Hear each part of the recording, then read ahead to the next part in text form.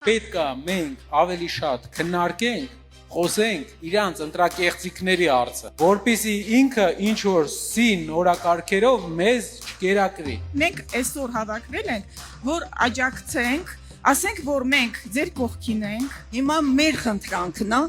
որ վերցնենք մանդատները։ Ես չեմ ուզի դուք կամ մյուս ընդդիմադիրները վերցնեք լիմիտները եւ գնաք ազգային ժողով, այլ ոչ, կուզեմ պայքարեք, որ իշխանությունը գնա։ Յուրաքանչյուր սցենարով մենք լեգիտիմությունը իրենց այս կազմի չենք ճանաչելու։ Հայաստանի պատմության մեջ չի եղել ազգային ժողովի ընտրություններ, որ ընդդիմությունը ունենա 340,000 ձայն։ Դուք վստահ եք ձեր թիմի վրա, որ չեն լինի մարդիկ, ովքեր կես ճանապարհին կկոտրվեն։ Եթե մարդը հայացքով անդիմադիր, չեն կարողանա անգամ ճնշումով իր հոգին գողանալ։ Մեր պրինցիպիալ դիրքի պատճառով է,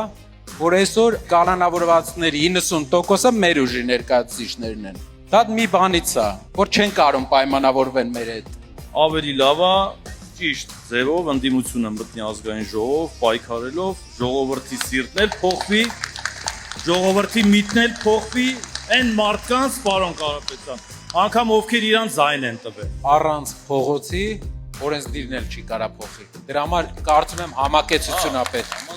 Միակ ձև ունենք։ Եթե տնվոր չենք ստեղ, եթե չենք նեղանալու գնանք, դա հաղթանակն է։ Սենց կգանք, փողոց